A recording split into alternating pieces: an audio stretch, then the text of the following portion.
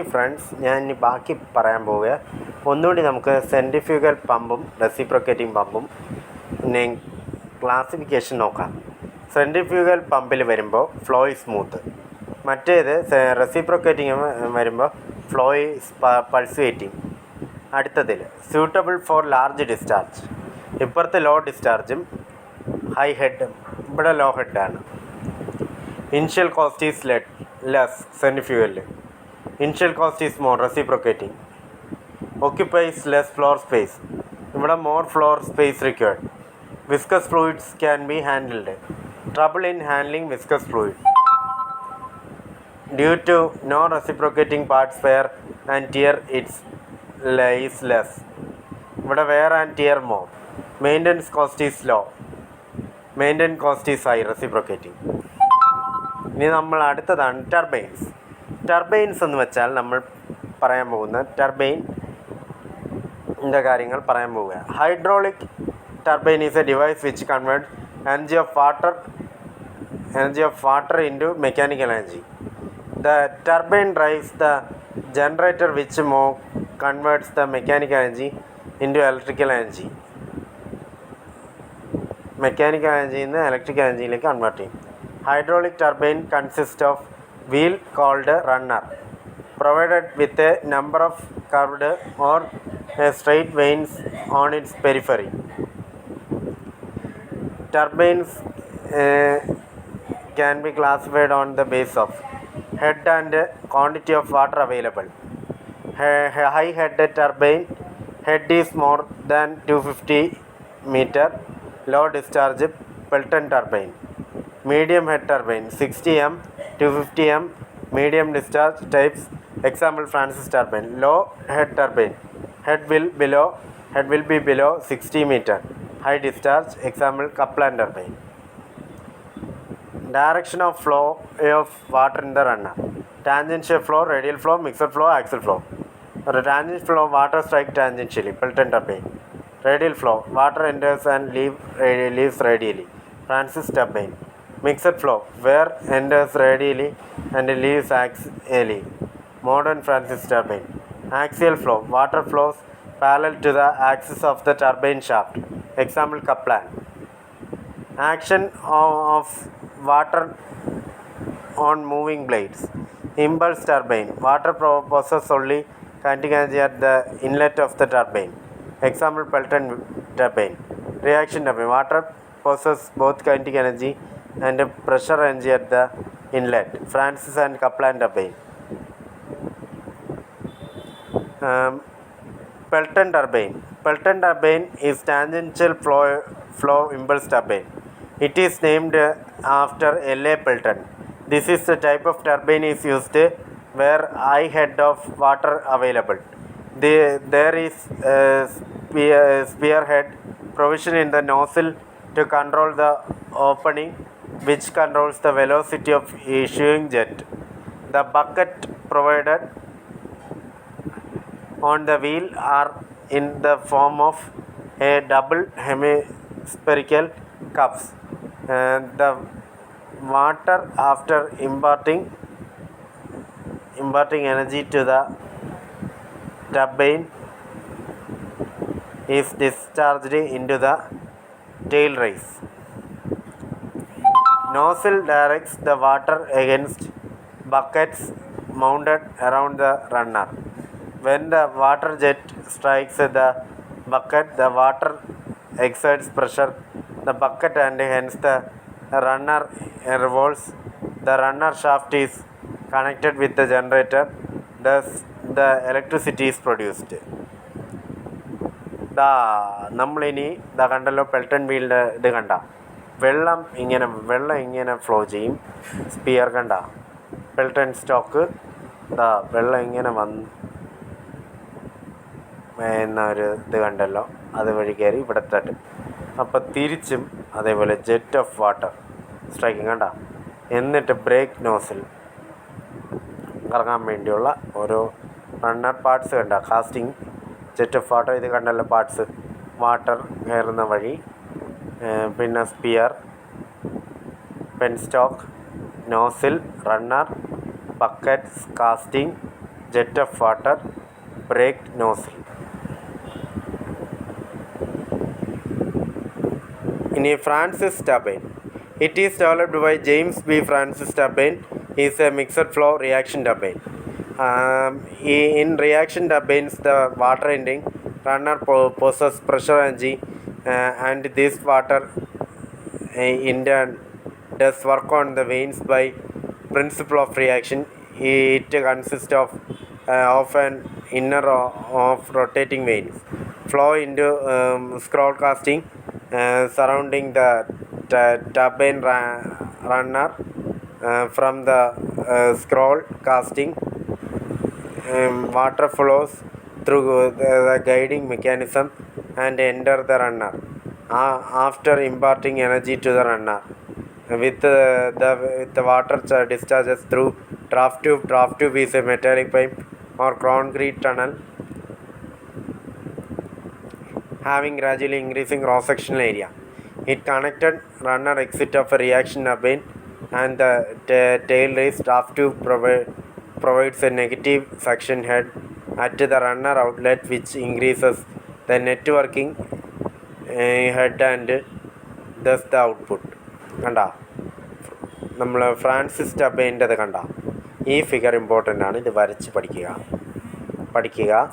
ഈ figure.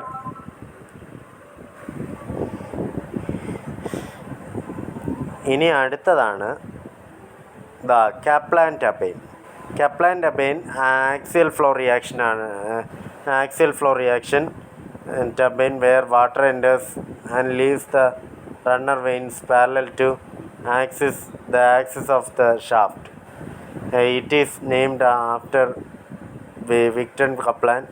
It is suited for low head and high discharge of water. Water from the penstock flows into a scroll casting surrounding the turbine runner. From the scroll casting flows through the guiding mechanism and makes 90-degree turn in the exit direction and enter the runner. The guide vanes pass water onto the runner smoothly. As a result, both rotates after imparting energy to the runner. The water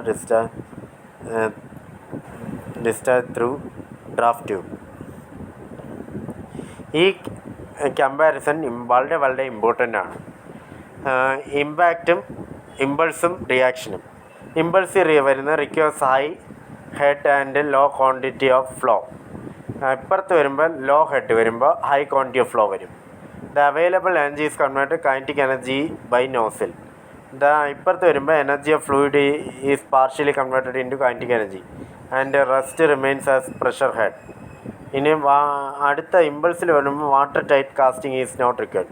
ഇവിടെ അതുണ്ട്. Water casting is required as pressure is change develop reaction force. Draft tube is not required ഇമ്പൾസിൽ. ഇവിടെ draft tube ഉണ്ട്. Water jet strike a few buckets at a time with kinetic energy. Water is guided by the guide blades to flow over the plane with the pressure engine always installed above the tail race. Unit may be installed above or below tail race. Pressure remains same throughout the action of water. While passing over the runner, water undergoes changes in velocity and pressure. Reaction turbine. Impulse turbine pressure remains same throughout the action of water. അടുത്ത overall efficiency of centrifugal പമ്പിൻ്റെ ഇതൊക്കെ തന്നിട്ടുണ്ട്. Equations important ആണ്. H total head, Q discharge അങ്ങനെ തന്നിട്ടുണ്ട്.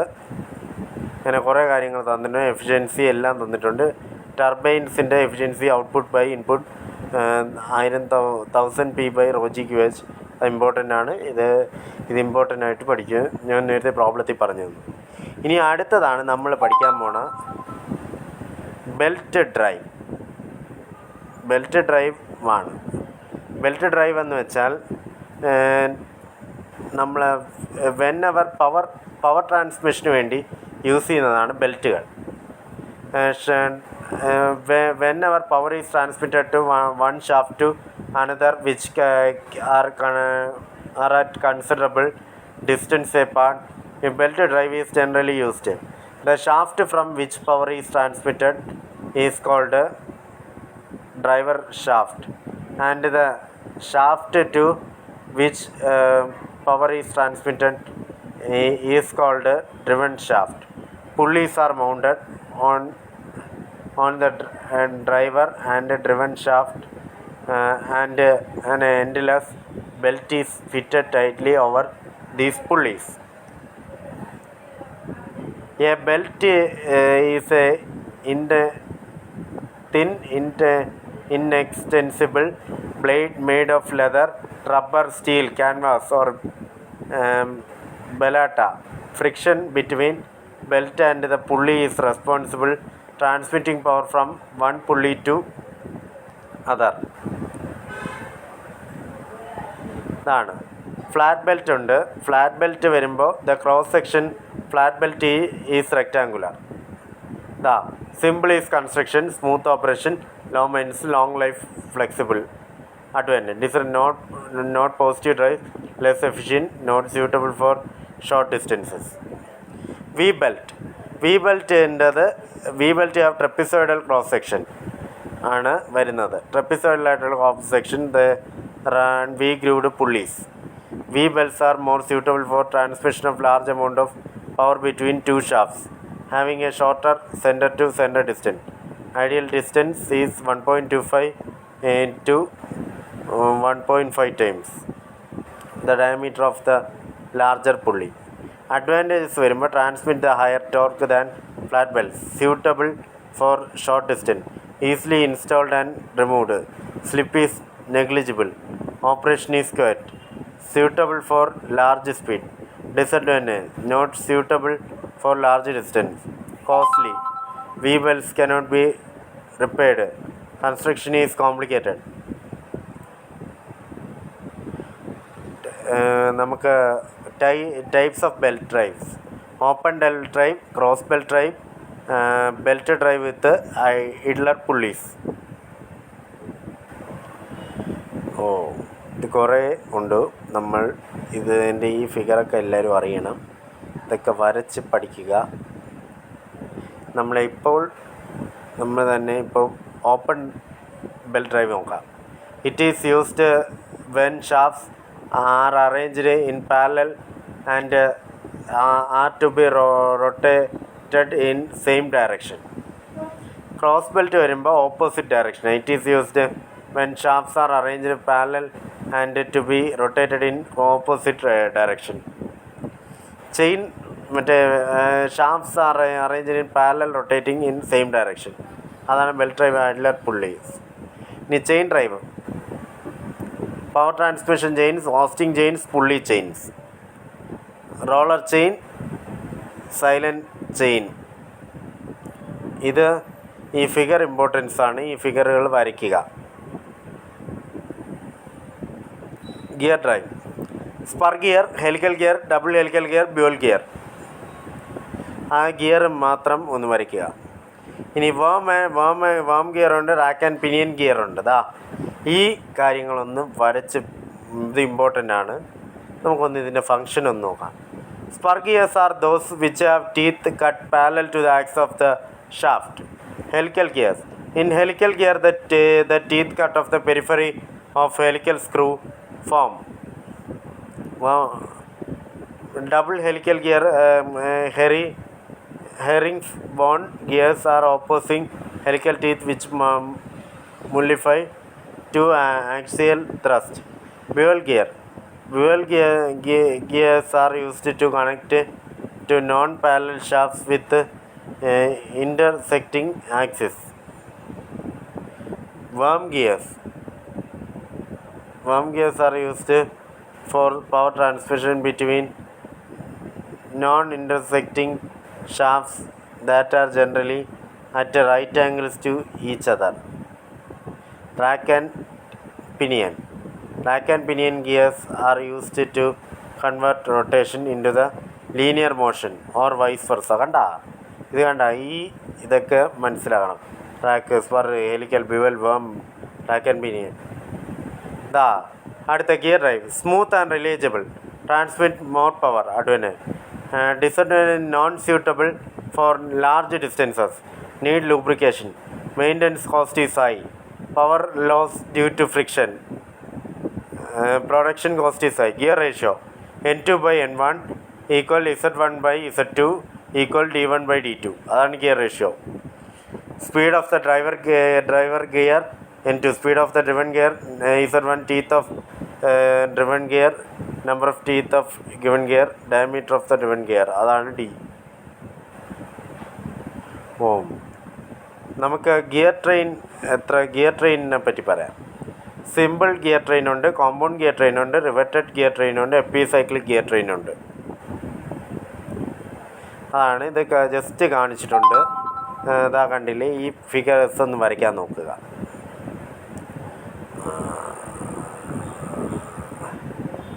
Just കാണിച്ചിട്ടുണ്ട്. ഇതാ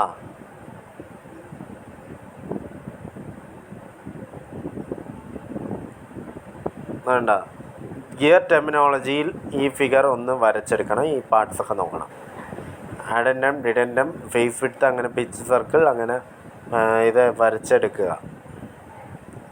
ഈ ഫിഗേഴ്സ് വരയ്ക്കുക. അങ്ങനെ each shaft carries only one gear.